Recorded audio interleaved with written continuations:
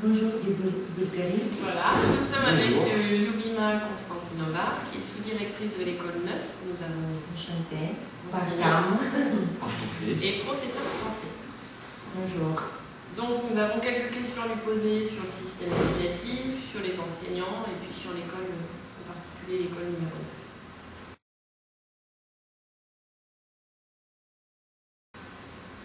Donc on va peut-être commencer en te demandant quelle est la durée de la scolarité obligatoire en Bulgarie.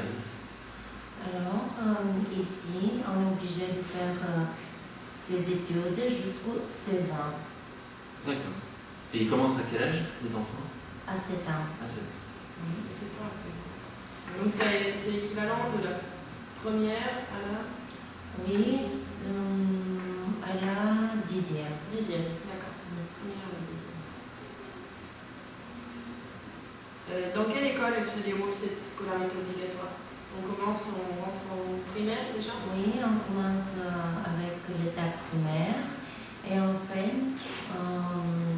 on finit dans l'école secondaire Donc ou le alors lycée. dans le lycée, mais tu es obligé de faire des études au lycée jusqu'à tes 16 ans. Ça veut dire que même si tu ne finis pas le lycée, Qui va jusqu'à 16 ans. oui, tu es obligé de faire tes études jusqu'à 16 ans. D'accord. Et si on veut faire un parallèle entre l'école française et l'école bulgare, qu'est-ce qui correspond à l'école primaire française et qu'est-ce qui correspond au collège et au lycée par exemple? Alors, l'école primaire, ici, c'est de 7 ans jusqu'aux 10 ans.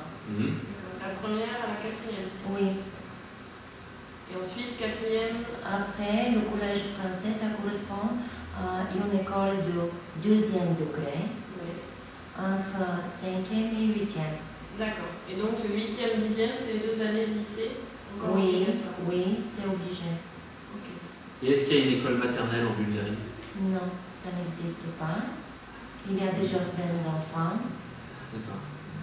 Mais nous, on les a C'est pas visités, obligé. c'est le même système qu'en France finalement, parce que vous accueillez des enfants. Oui, C'est pas obligatoire, mais il y a quand même beaucoup d'enfants qui oui, oui, le programme partie des enfants vont dans les jardins d'enfants. Est-ce qu'en Bulgarie, il y a un programme national comme par exemple Oui. on a en France? Oui, comme en France, c'est pareil. Il y a un programme national D'accord. d'éducation.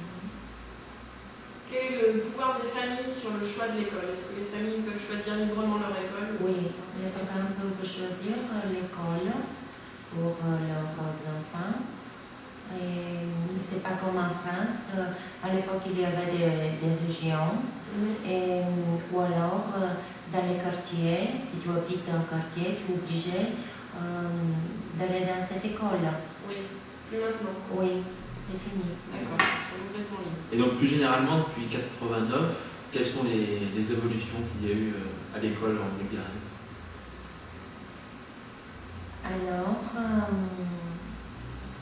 tout a changé, tout est changé, tout est différent. Là maintenant, le programme est tout à fait différent. Par exemple, si on parle d'enseignement des langues, à l'époque, on apprenait les langues beaucoup plus moins que maintenant. D'accord. Les horaires ont augmenté. D'accord. Les C'est plus horaires, important. oui, oui. Quoi d'autre?